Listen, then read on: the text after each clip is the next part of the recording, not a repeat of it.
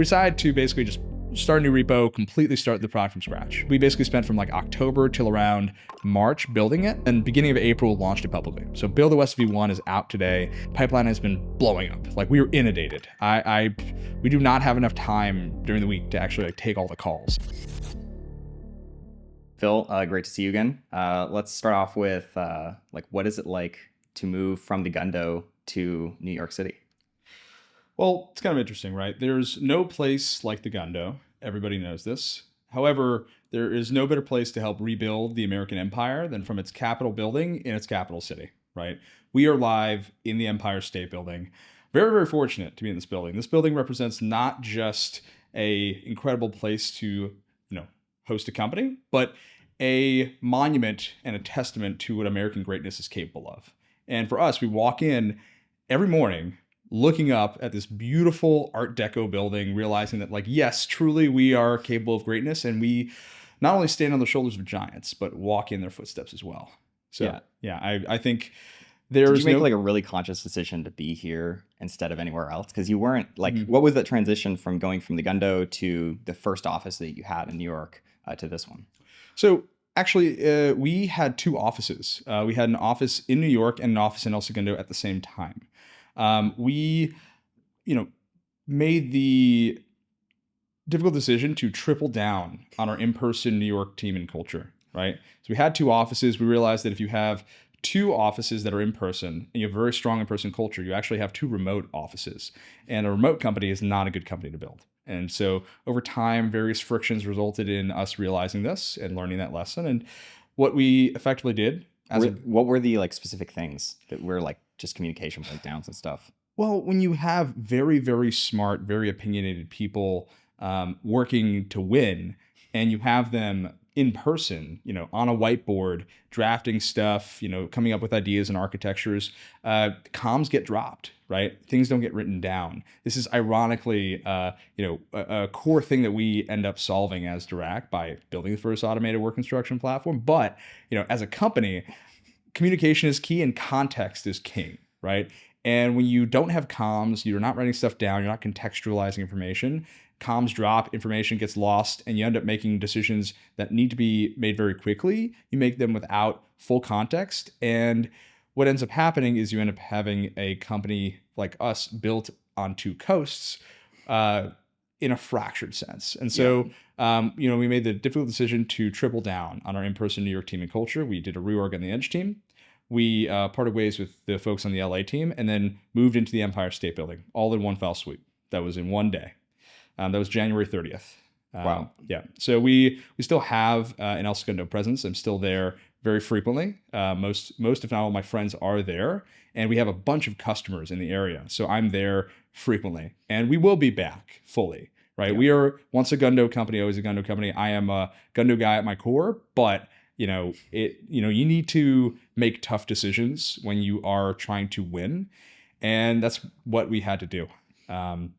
So that is the story of the Gundo office. So I know when we talked, like you were still working hard on WorkOS, I think just like getting that. Yeah. There was a company on Twitter called WorkOS, which is just like in my mind. That's funny. Yeah. The OSs are getting very common. I know. I was like, wait, isn't that Dirac's company? Yeah. Or Dirac's product? Yeah. Yeah. I mean, the thing about BuildOS as a name is that, it's catchy. We were the first ones to kind of like go after the OS-y thing. Of course, everybody has like Mac OS and all that stuff, but like as a software for production, there are a bunch of softwares for manufacturing and engineering. And we were kind of the first ones to go BuildOS. We came up with that like 2-3 years ago, right? That was just like a penciled name that Peter and I were kicking around, and it was just a placeholder, and it just caught because we, you're just like, oh, this is cool. Yeah. BuildOS is a point solution, right? It's the automated work instruction platform. As Dirac grows and evolves, we are not just going to be the first automated work instruction platform for manufacturing engineers. We expand into this thesis of context-aware production planning. Mm-hmm. And so it's not, as we evolve, we're not just going to be a point solution. We are going to evolve from being a point solution to a platform. And what that looks like is, this is me talking a little bit of roadmap stuff, but this is not us just doing automated work instructions for manufacturing engineers.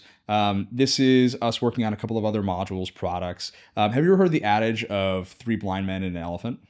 No, I haven't. So three blind men surrounding an elephant.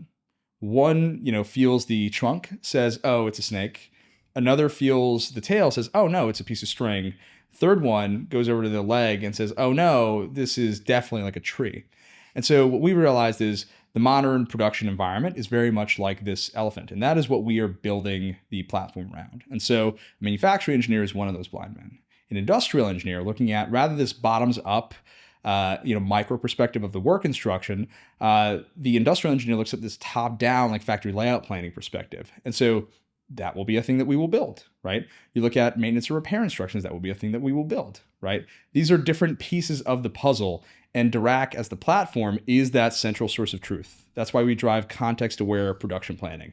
There's this, every piece of information in a manufacturing facility is connected to other pieces of information.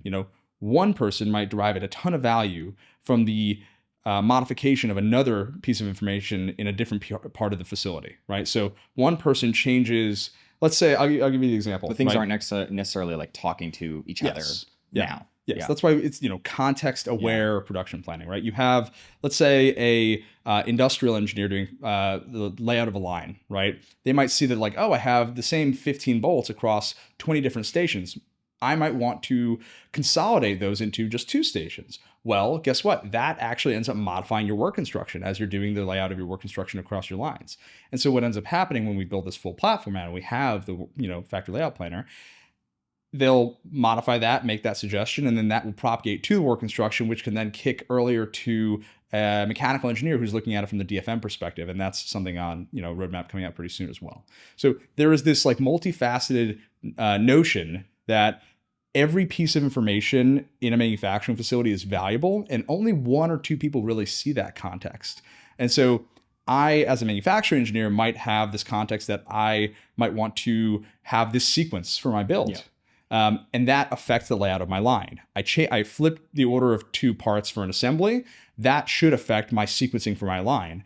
To be able to do that automatically, to be able to suggest that and kick that context to a industrial engineer doing a line layout automatically is incredibly useful and valuable. And that is eventually where we see ourselves going, right? It is this full-on platform for a variety of different types of people in your manufacturing facility. It's us doing DFM, maintenance and repair instructions, factory layout planning, and then, I'm not going to get into like too deep into the weeds, but a variety of other pieces of the puzzle, just put it that way, so that, we can take the blindfolds off of those 3 blind men.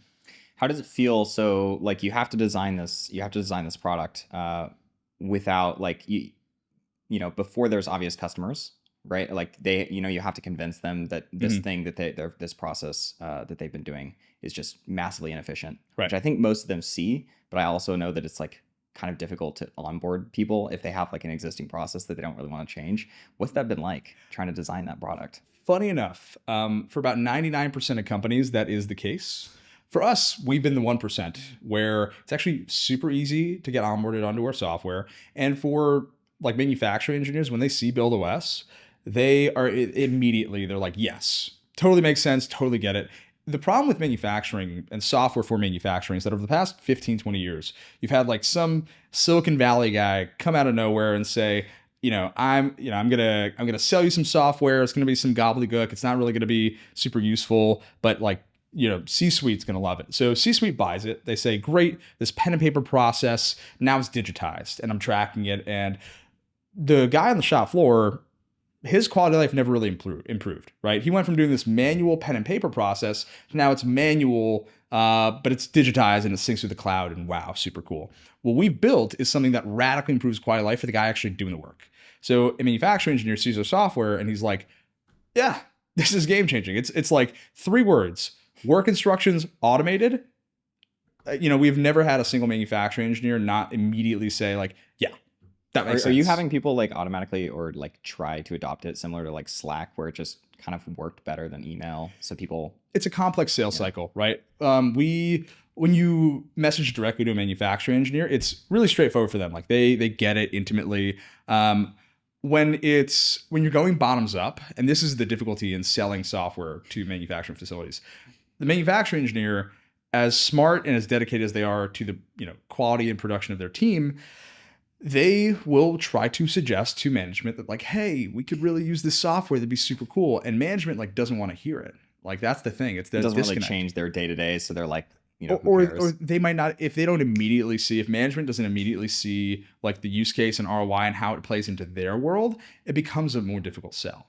And so this is something that we're actually working on by giving, this is something on the roadmap pretty soon we'll be building out, basically give a manager or a VP of manufacturing or a COO that sort of like high level context across, I'll give you the example of like a manufacturing engineer drafting instructions, and now we have Operator Plus, which is basically the ability for an operator. We just announced this a couple days ago.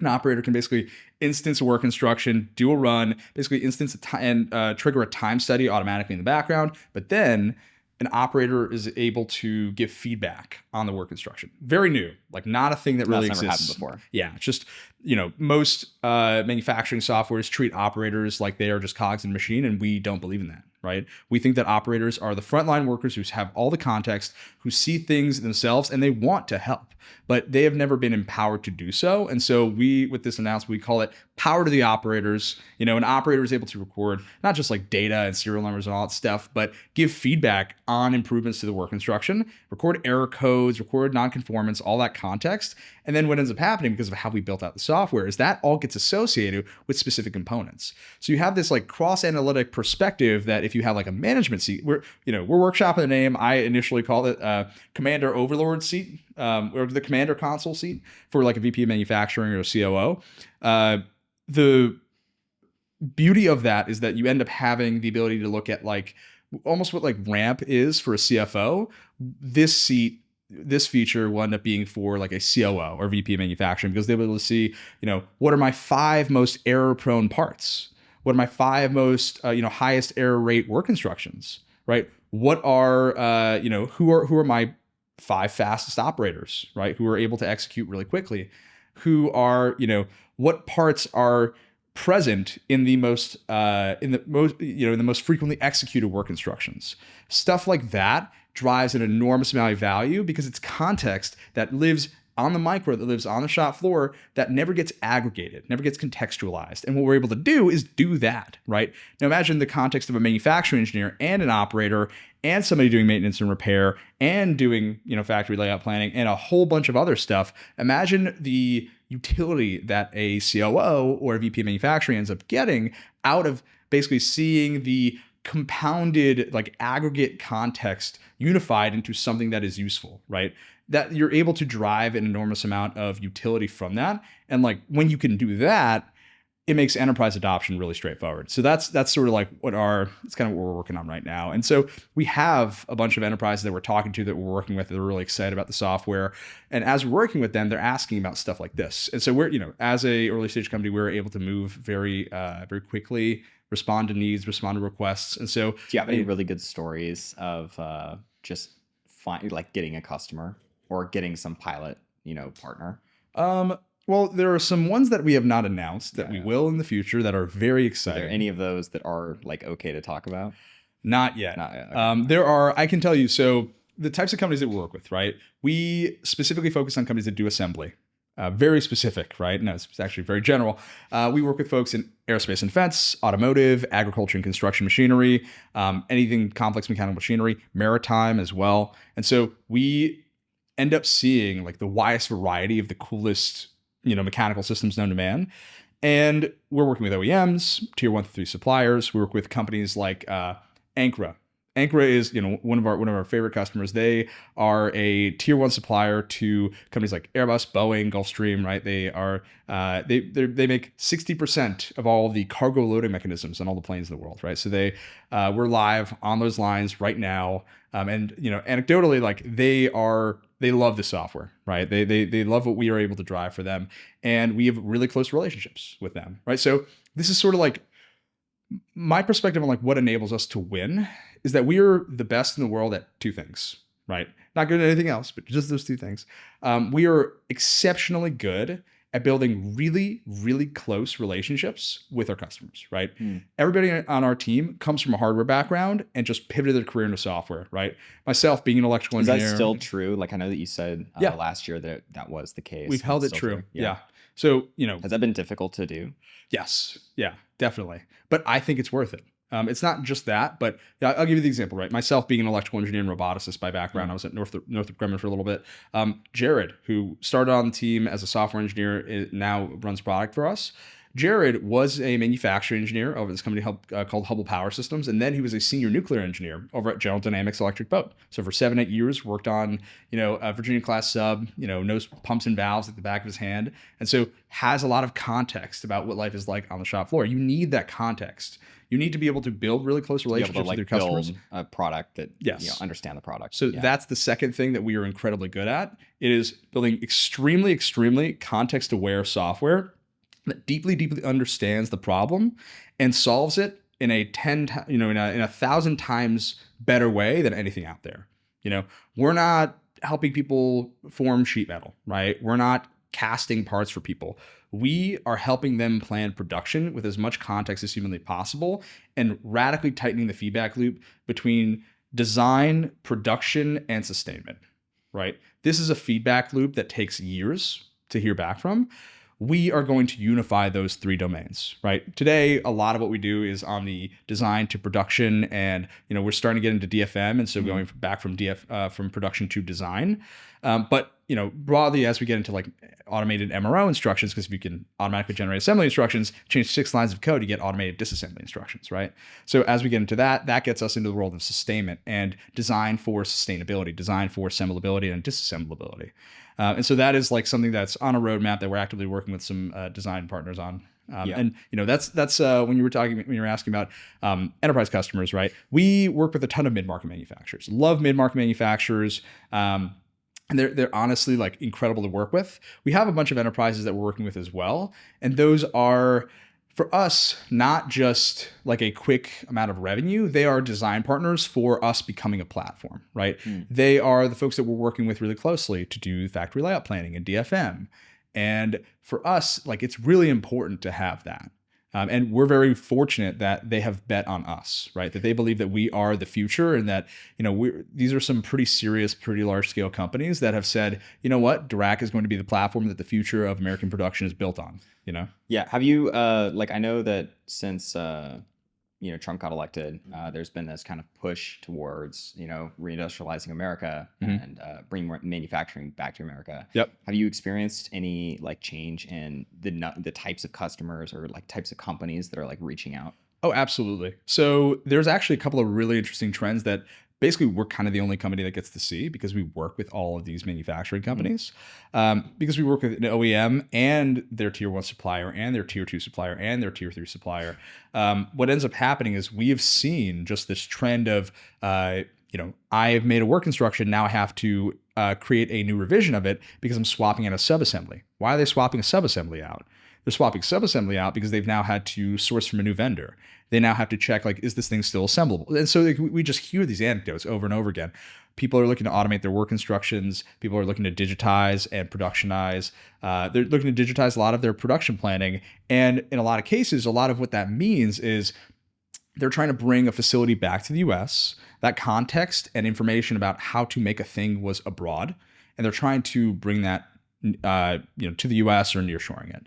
And so, is there like any major challenges with that process?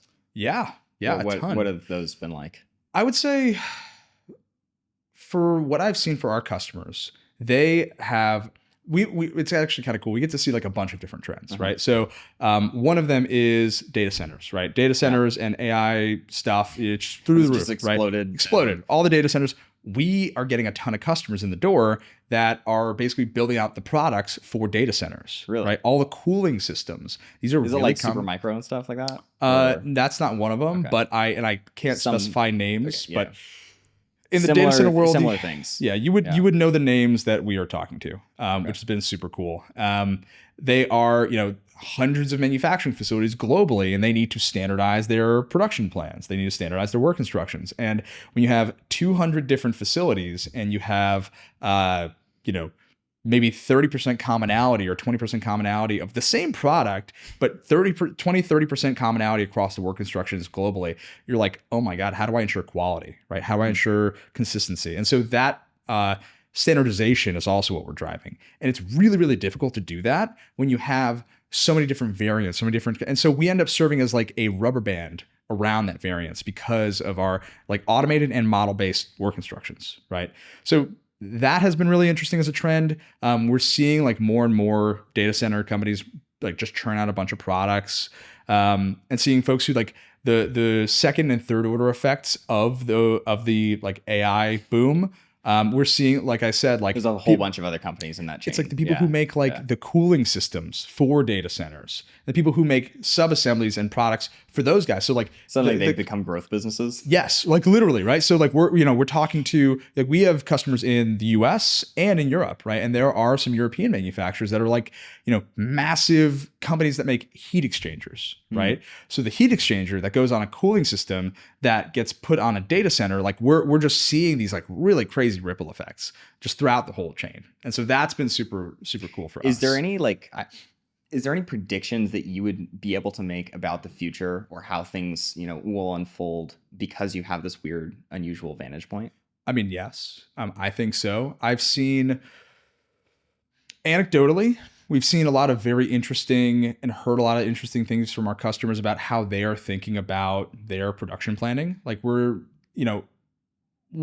you asked about the difficulties earlier of the reshoring effort, a lot of these folks are saying like, not only do we need to bring this production onshore now, we now need to train up new labor, and we need to do it in a way that is not in a super duper skilled way. Because a lot of production in a lot of different places is very artisanal still, and in many, many, many cases. So when you have, we like to say about our automated work instructions that they're, because they're animated and model-based and interactive in a 3D environment, you see the parts coming together. A picture's worth 1,000 words, but an animation's worth 1,000,000, right? When you can have really, really clear instructions on how to put something together, really, really clear, it radically reduces the skill level required to bring somebody on to do that, task. And so what we're seeing is what we're unlocking for folks that has presented a really big problem is, I need to hire, 1,000 operators. I need to hire 1,000 technicians. I've all these job openings posted, and I just can't hire them because of the skill level that I need. Well, now they can target like less skilled, like potentially younger, potentially untrained talent to fill those roles, because we've enabled them to hire operators that are not, so artisanal, so hard to find. And so that is something that I think it is a challenge we've seen, and it is like a thing that we have helped people overcome effectively. There's that. There is a very interesting, like, because there is so much demand now for some of these products domestically, these companies are inundated with like requests to do like significantly higher mix, higher variance, like production plans. So like we are seeing, is that making it more important for ease of like, helping workers understand what they're building? Mm-hmm. Yeah. It's also like, because, another huge thing we drive is like error reductions, right? Because like instructions are significantly easier to follow. We're finding that like we really, really dramatically impact like the quality of the outcome of production. Not just that like work instructions are faster to draft with our software, and instructions are easier to follow. So, it's easier to hire for folks to follow those instructions. But now all of a sudden, like the stuff they're building isn't so, prone to error, right? You have lower scrap rates. And so what we've seen with that is companies become significantly more competitive, right? And this is another example of like one of our customers is like a tier 1 supplier. They basically they're I'm not going to specify names because, just for their privacy, but their OEM came by the facility, saw our instructions up on their screens. They asked them all about us. That customer, of ours told them, we're using Dirac. These work instructions are sweet. That their customer said, that stuff rocks. We want you to use that for literally everything that you build for us from now on.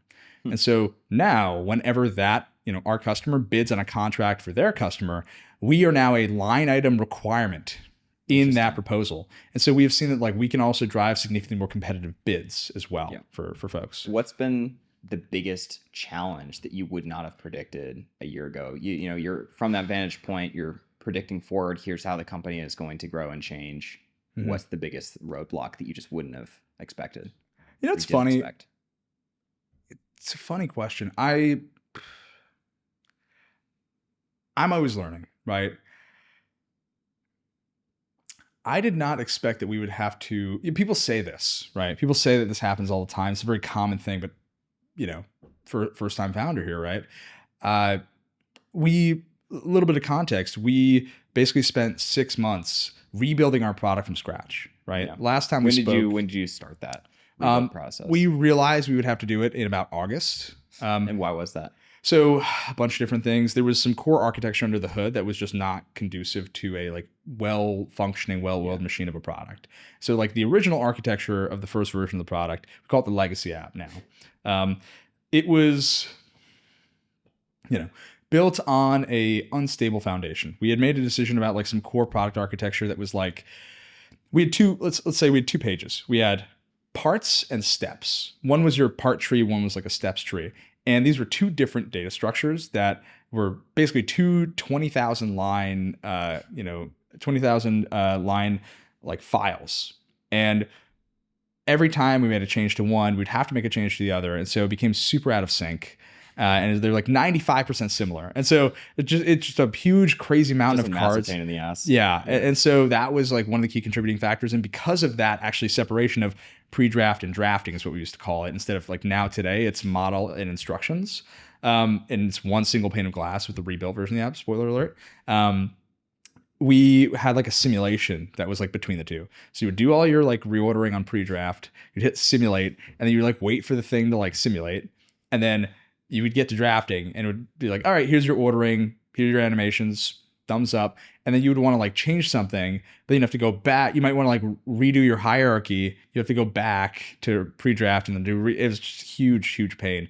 And so we were fixing that. And then we wanted to fix some of the front end. And we were like, all right, we wanted to be ITAR compliant as well. We had this like aerospace company we were talking to that was like, hey, you're going to have to be ITAR compliant for us to care. We're like, okay. We looked under the hood and we were like, oh, we're going to have to rebuild like, probably like half of our backend and architecture to like even be compatible with GovCloud. And so we were like, oh boy. So we decided to basically just start a new repo, completely start redo the product from scratch. And so, we basically spent 6 months doing that. It is now enterprise grade, ITAR compliant, GovCloud integratable. It is now a fully functioning, very, very sophisticated application. Completely new stack. We basically spent from like October till around March building it. A lot of testing in like March to April, and then beginning of April launched it publicly. So BuildOS V1 is out today. Bunch of companies on it. Bunch of companies getting a lot of value out of it. A lot, pipeline basically since April, like beginning of April, pipeline has been blowing up. Like we were inundated. We do not have enough time during the week to actually like take all the calls. It's myself and Trevor who runs partnerships on our team, and it is like I'm taking a call, he's taking a call. They're scheduled at the same time. We're doing all these checks. It's a lot, and so it's been very, very exciting. But we are now having to like schedule customers to like start like a little ways out because we just like can't support all of them. So we're hiring actively, and it's a very, very good problem to have. But like, boy, we're ripping and rolling. I'll tell you that. For from your vantage point today, what are you thinking is like the absolute? How do you decide what should be the critical path for this kind of company? You want to talk to customers as much as humanly possible, right? You need to maintain as close a relationship. You need to have like the gut and the intuition to know what you should be working on, when and why. But like following your customer's perspective and understanding, not just listening to the words that they say, but understanding what the sentiment why they're is. saying it. Yeah, exactly. That's the key thing. People say like, and it's this very interesting, like, I don't know if you've seen the dichotomy that people say, like between, there's the Paul Graham school of thought and the Peter Thiel school of thought. Either Paul Graham is just iterate into some. It's like right? Call your customer or call your shot. Paul Graham is call your customer. Peter Thiel is call your shot. Okay. I actually think the like right answer is actually they are like horseshoe theory, and the right answer is actually at the meeting of the two. And that like call your customer, but call your shot in understanding like the first derivative of your customer. Understand like what is going on underneath your customer. Your customer is they're an instantiation of like this platonic ideal or platonic concept of a problem. They are, a person with problems and feelings and sentiments and interpretations of that problem. And so, you want to solve their problem as deeply and intimately as humanly possible. And you need to be like a detective. You need to like listen to what they say, but also listen to what they aren't saying, right? You need to understand like what is going through their. Has there been any like specific case where you were hearing someone give you feedback on what they said that they wanted, but you could tell that it was clearly not actually what they wanted? All the time. It's a faster horses, right? You have to understand, like, they're actually asking for a car. They just only know the horse. And unfortunately, we've been selling horses to manufacturing people for 20 years. So this is like a common thing with like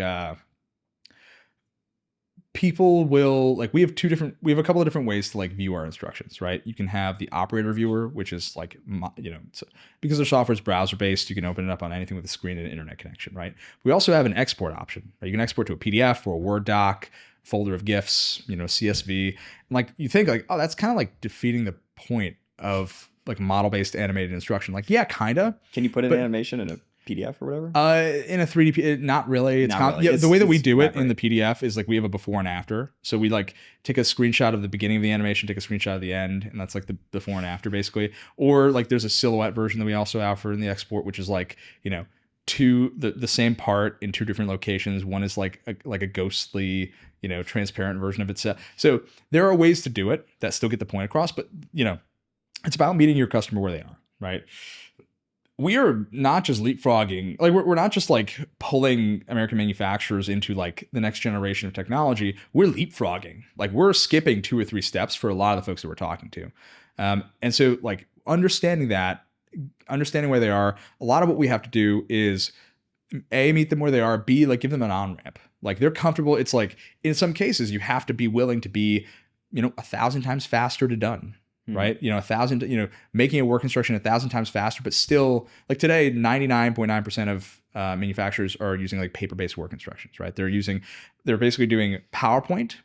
They're taking like hundreds of screenshots, throwing them together into like a several hundred page PowerPoint or Word doc over the course of weeks or months. Super painful, really tedious. That's the modern work instruction, right? That's the thing we're automating.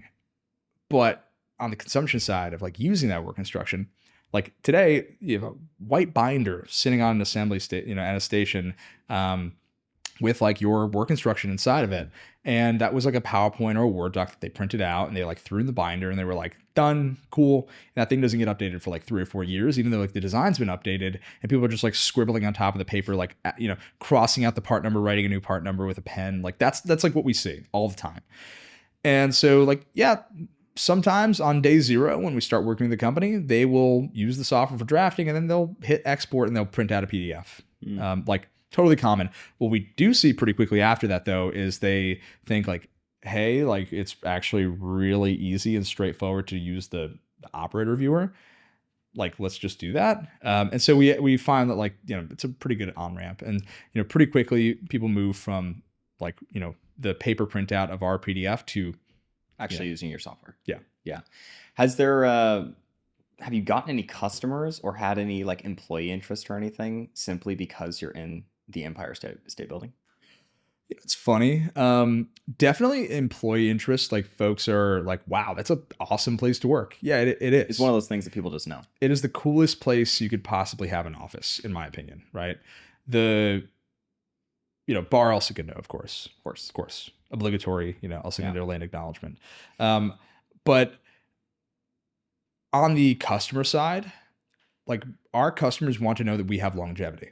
They want to know that we're going to be around for a while. It seems like a very serious thing. It is very serious. Yes. I mean, this place is not for startups. There aren't really any startups in here. It's like just more established companies. It's like us. LinkedIn has 10 floors and then the FBI and the SEC are in here.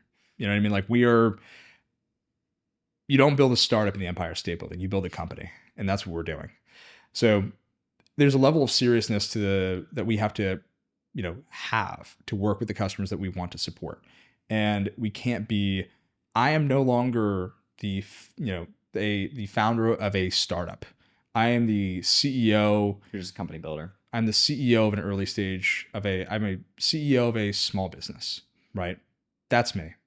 That's who I am.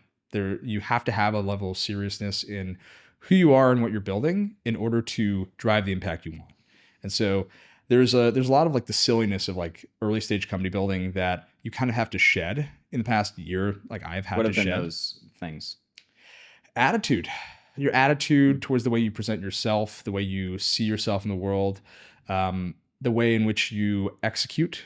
Like you can't miss emails. You can't, show up late to things. You have to be present. You have to be Have there. you actually made like a, significant conscious effort to Me? do that? Yes. Like I'm a very fun, friendly, silly, jovial guy. Yeah. And I love to laugh and I love to have fun.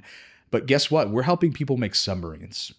Like they don't want you to fuck around. They don't fuck around. Yeah. And so like there's a part of me that I've, had to kill a little bit of, right? In order to win, right? What matters most is the mission. What matters most is us winning. Like American production cannot fall behind. I have to become the best version of myself, the most serious version of myself for us to win. And so, yeah, I've made a conscious effort, a conscious decision to say, I am going to evolve into the next version of myself. And like, I will always have that silly, goofy, fun version of myself, but not at the office. Not How's the like co-founder relationship been over the course of the past, 13, 14, 15 months? How's it evolved? So my co-founder, CTO, Peter, smartest man I've ever met. It's very funny because I met Peter in, a freshman year of undergraduate or electrical engineering class. And so a little bit of context about how we met. We were in this intro to electrical engineering class, right? Peter was sitting right behind me. I turn around, just trying to make a friend, start chatting with this guy. Like, oh, where are you from? Oh, New York. No way. Me too. Turns out, live 5-10 minutes away from me back at home, literally adjacent town. It turns out we actually competed against each other in mathletes. And so there was this like instant connection. And so in that class, there was a final project. There were 4 options you could pick from for that final project. And, I picked one, and then we had 4 weeks to work on this. Every week the class would meet once a week. And it turns out what Peter did was not one project. Peter did all 4. Peter did all 4 final projects instead of just picking one. And I was like, yeah, I'm going to be friends with that guy. That guy's going to be my friend. Has that kind of carried over into the company as he's just like a fucking workhorse? Peter is an execution machine. And what's been really great to see is, Peter's your classic, like your nerd's nerd. Like Peter is your engineer's engineer. He got like an award for our electrical engineering department for like the highest GPA. And he like, when I say Peter earned like multiple degrees, I mean it because, we had friends at MIT who he did all of the homework for. He had friends at Hopkins who he did all of the homework for, and he loved it. Peter not only loves to work on hard problems, but he loves to help people. He loves to mentor. He loves to teach. It's actually very funny. In like the early days of Dirac, Peter was like still like Peter tutored a bunch, and like we were in the office, and like once a week he would take like an hour-long call to like tutor somebody. And I would be like, Peter, we have a company to build. What are you doing? And he refused to stop tutoring because he loves teaching. Just loves teaching. And so has that carried over into like the people that, come on? They just enjoy working with him? 100%. Like everybody respects Peter. Peter's among the youngest guys on the team. And an engineering team now of 10 people. Peter's one of among the youngest engineers on the team, but I think the most highly respected. Which actually is the CTO. Peter, in our earliest days, right? You see Peter and you're like, this guy can execute like a machine. And over the past year, right? What I've seen in Peter is him grow into not just an excellent engineer and executor, but a leader of men, right? Peter is the leader of a team that executes relentlessly, right? Consistently. And I've seen that shift in him over time. I've seen the mechanics and him grow from not just a, potentially a little bit of a shy engineer to a actual proper executive. And it's made me really proud, honestly. And he just fun to work with, though. Fun guy, great guy to work with, but also just ridiculously talented on all fronts. I'm very impressed with him. every day he grows, every day he comes in and he's a better version of himself, and he makes me very proud. Yeah. Do you have any like moments over the past, few months or year where you felt like you were actually just chewing glass and staring into the abyss? Yeah. Yeah, definitely. I mean, when we were doing the rebuild, right, we set out to go rebuild our product from scratch. We didn't initially intend to do it. It just happened that we said, you know what? We need to rebuild this part. We need to rebuild that part. We need to rebuild this part. And we thought, oh boy, we might as well just rebuild the thing from scratch. And so there was a... And how long did it take from you, thinking about it or considering it to actually making the decision to go do it? We thought it would take... what was the timeline? We thought it would take 3 months. It would take 3 months. It took 6. Yeah, it's classic engineering so planning. Were you like, a month in realizing, shit, this is going to take way longer than we wanted, but not knowing exactly when the end date is going to be? Yes, because not only like we didn't just rebuild the product, we built a new product. We built it from scratch, entirely new, with a whole ton of different architecture. It is similar to the legacy version of the app in what it is designed to do and a bunch of the features that it has, but built in a completely different way, right? Like totally re-architected, scalable now, right? Can handle huge CAD files. Frankly, like we're competitive with like even the most, the most sophisticated cloud-based CAD softwares out there. And frankly, like even the, most, downloadable, the most sophisticated downloadable CAD softwares out there. And so how was the morale on the team during that time? Oh, during that time? Yeah, during the time, like you first set out and you say, all right, we have to rebuild this thing. What was it like? Well, when we initially set out, I called a, all hands. Right. And I said, it's wartime.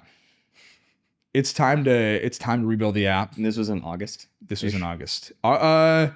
It was, I would call it September. August was the realization, and we started doing a little bit of planning. It took like a few weeks for you to decide, we got to do this. It took a few weeks for me to it took a few weeks for me to say, today is the day we rally the troops. Okay. In August, we had the realization in like basically mid-August, and then early September. It took like 2 weeks to like roughly come up with a plan. Because we're building something that doesn't exist, and we were trying to build the professionalized, scalable, enterprise-grade version of it. We were building new architecture for the first time and realizing, what's right, what's wrong, and how we should build it for the first time, right? Like nothing like what we build today exists, right? We have a really sophisticated simulation infrastructure under the hood, right? We'll take your CAD file, we'll automatically figure out the sequence for your assembly, and then automatically generate all the animations for each step of that work instruction. And before it was like, we did it in a batch, right? It was like hit simulate, generate all the sequence and then all the animations at the same time. Now what we have is effectively like a dynamic, synchronous, automatically updating version of that. In that like you do some reordering, we'll generate new animations for you on the fly. And like that's incredibly powerful. It's incredibly useful. But like it doesn't exist today. When you were going through that like 6-month period where morale. Yes, about morale. Morale was, of course. Morale was bleak. Everybody, I would say everybody was dedicated. Everybody had their game face on. We were locked in. But you were a little freaked out. I mean, I was, right. Yeah. So during that time, like burning money, you're not like selling anything. Oh, right. Like unable to. We were having conversations, but we work with a customer base that wants to see it to believe it. And exactly. So we were kind of selling the old app a little bit and kind of building relationships for the new one. And so yeah, like we basically froze our go-to-market on like what is it? No, not really. Like people got the idea. Oh yeah, 100%. But the product just wasn't ready. What we had before was usable. Mm-hmm. What we had, the legacy app was usable, but it wasn't. It was okay. The reason that you had to just rip it out and say restart? Architectural issues, scalability issues. GovCloud, we need to be ITAR-compliant. We had to rebuild 50% of the architecture under the hood to support that. And then was that a pain? Yeah, well, as much as building anything from the ground up is, right? But like we knew what it should look like now. Like it's sort of like the first app, the dry run, the legacy version of the app was effectively like a beta, and it worked and it served its purpose. But really, what its purpose ended up being was helping us understand the shape of what the real app should be, and that's what we have now. We have a very sturdy, very like sophisticated, and very good piece of software today that nothing else out there even comes close to. When you're looking out like 12 months into the future and you're thinking about, your top priorities, it's like, okay, customers, obviously, what other things are on your mind? Well, I mean, besides customers, right? I would say, customers are among the heaviest of priorities, right? When we think about like roadmap, right? I kind of mentioned a lot of that earlier. When we're working with a customer, it's not often, when it's an enterprise, there's some implementation, right? The implementation is really easy generally compared to like a typical ERP, PLM, whatever. But we just have to hook up into that stuff. And so there are like some complex integrations that we have to be able to support. Things like an integration into Team Center, things like an integration into Windchill and 3D Experience and stuff like that. And so when I think about like upcoming roadmap stuff, it's that. It's building out the expansion of our product into basically a platform by building other like modules and like use cases and user utilities.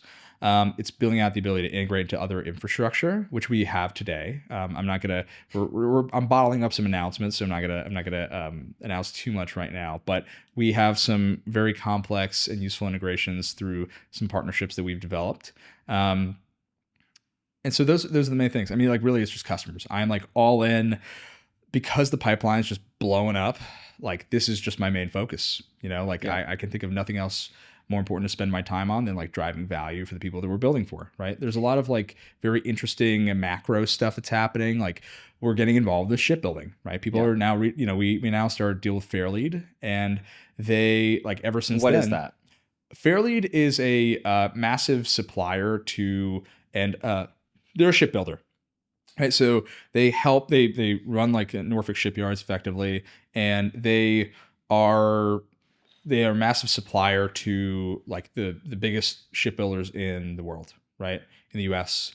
And they, for like us, right, working with them, it's about, like I was kind of saying earlier, like driving like context-aware production planning. Mm-hmm. The whole design to production to sustainment like feedback loop, they see the vision and they want to double and triple down on it. And so working with them, they also want to help like guide the roadmap. That's great. And we want to like triple down on shipbuilding as like a vertical that we want to get into. And so after that announcement, we had a ton of inbound from shipbuilders, which has been really exciting. So that's a lot of stuff that we're feeling, because we're in New York, we see a lot of boats coming behind us in the Hudson River. And funny enough, like some of those boats are made by some of the customers that reached out. So it makes a lot of sense. And that's been super exciting. When things aren't going perfectly, who are the people that you kind of like turn to and lean on?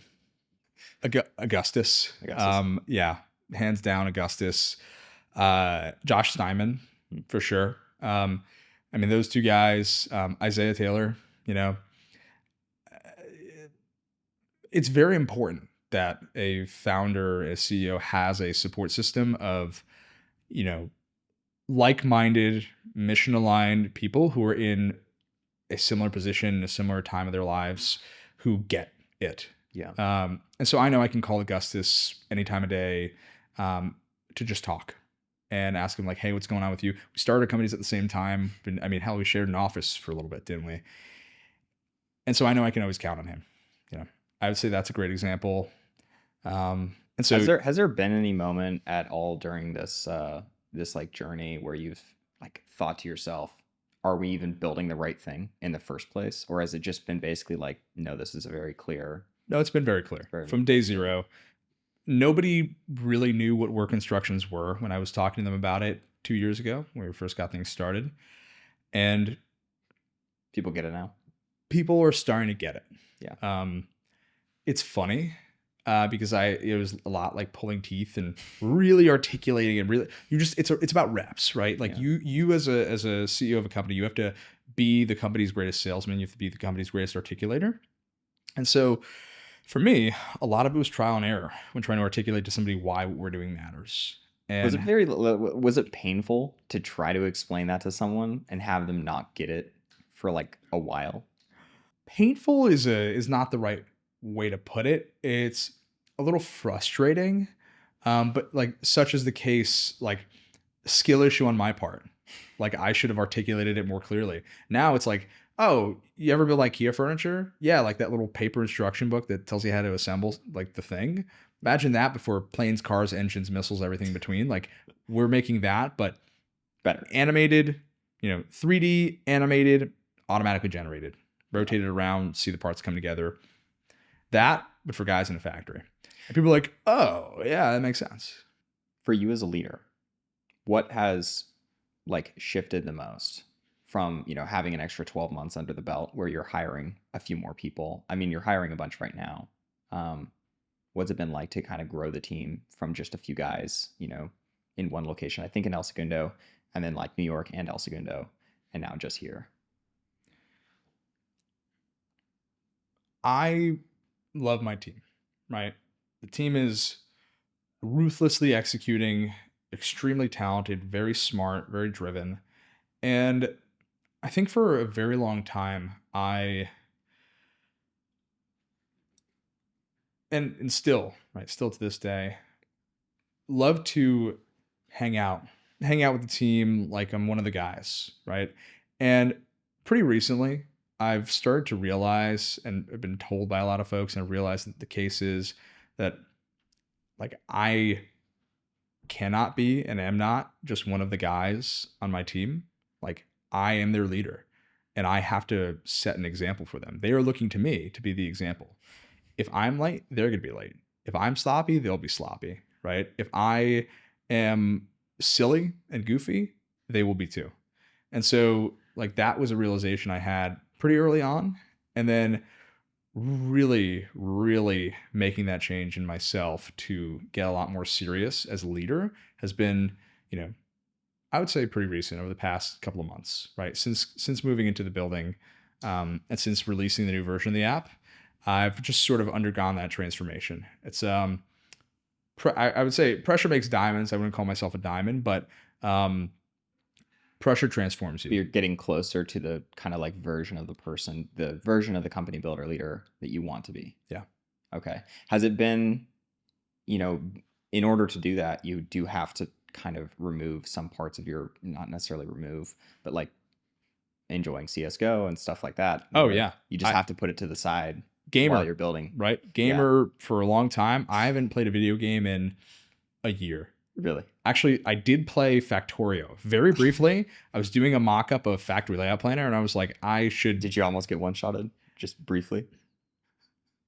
It was a weekend, right? But so you it was played for like 30 hours straight. Yeah, but then I threw together like a PRD for Factory Layout Planner right after Awesome. that. Right, so just inspiring you intentionally. Yeah. Right. I wanted to think, how do I think about like the flow of material from like one node to another, one station to another. And they're like mechanics that video games do really well for quality of life. And like, what if we built Factory Layout Planner as an application in a way that had certain mechanics that like Factorio makes like really convenient. Like how there are different things the video games do really well that reduce number of clicks to do something. Like there are macros, there are combinations of clicks, there are certain buttons and functions and utilities that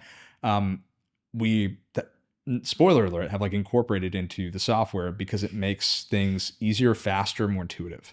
Yeah. And so like, video games, especially ones about literally like factory layout planning for a factory layout planner module, are useful for inspiration. So I defend that use. Have you taken some design inspiration from things like that? Like from video games? Yeah, certainly.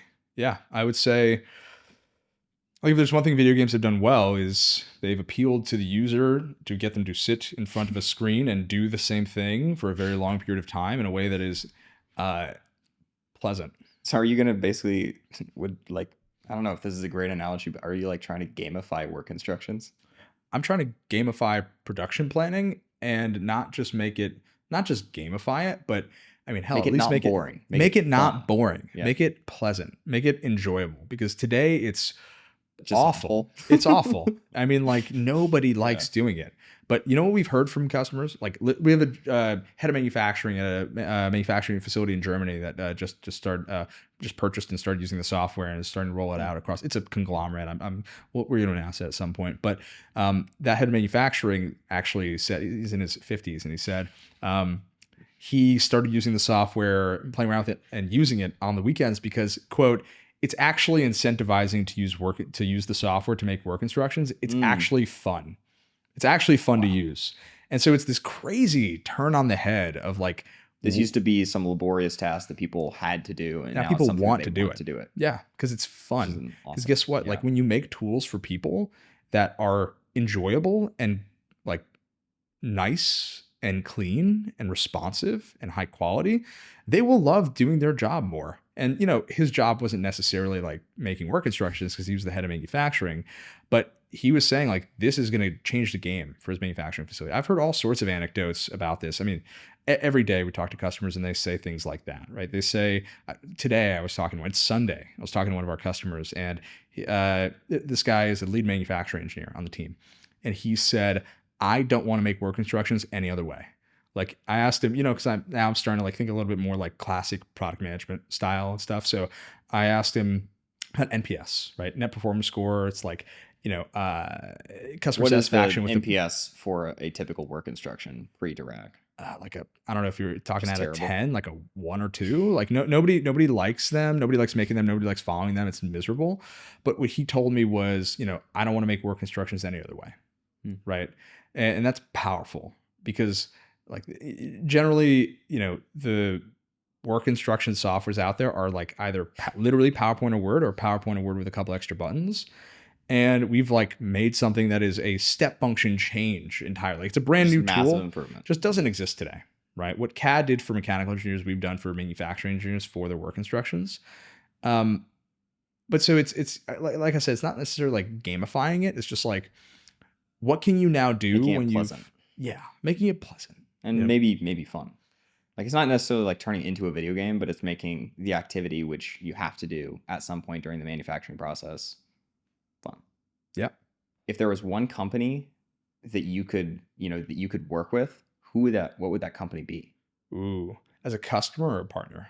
Either. Ooh. So it's funny.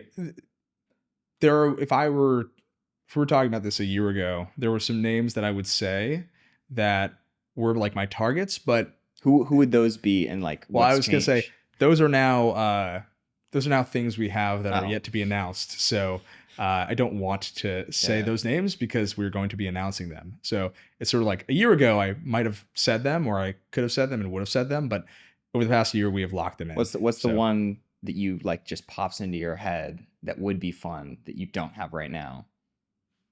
I think there are some companies out there that I think could really, really use what we have. And these are companies like Boeing, right? Boeing has, if there were, you know, a company that had issues with work instructions, like it'd be those guys. And it is, they need some help. They do. And they really don't want to admit it.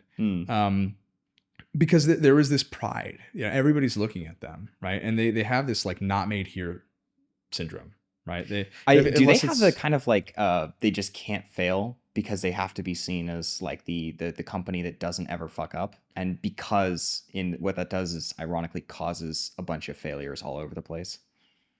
Yes, yeah, that's a good way to put it. And also because they are like used to being, for the past, you know, however many years they've been around, that company that attracted the best and brightest engineers, like if they haven't built something themselves internally, like they think like, well, if we haven't built it ourselves internally, it probably isn't a real problem.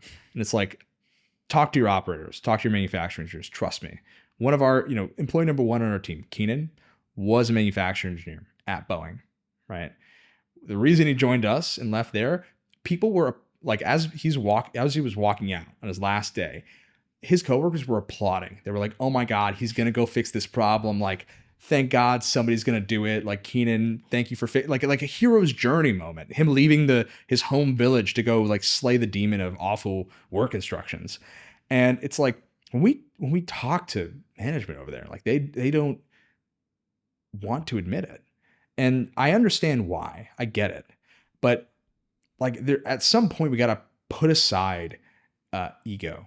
We gotta put aside the, posturing and just work together to win. Right. And like that's not to say, like, the thing is, like, we have a lot of interest over there. We have a lot of people in a lot of different places around Boeing who really want the software.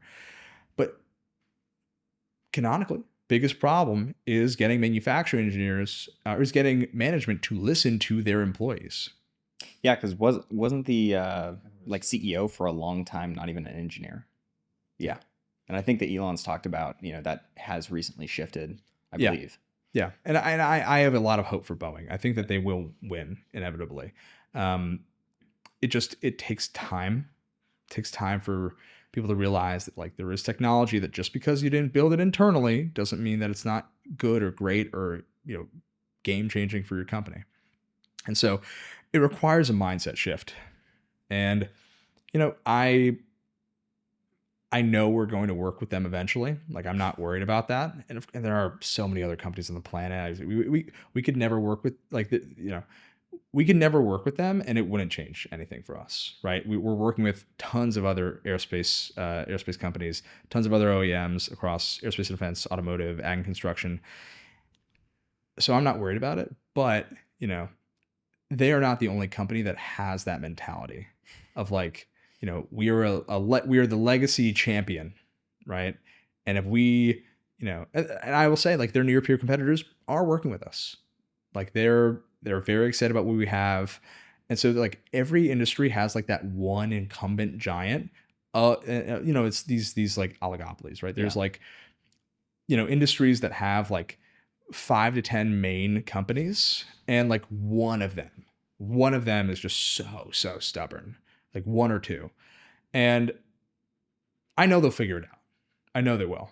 Yeah. You want to help them figure that out. I just wish I could. Yeah. You just want to help these people. I want them to win. Yeah. I would like to not only want to take Airbus planes. You know what I mean? Yeah. I would like to be proud to take a Boeing.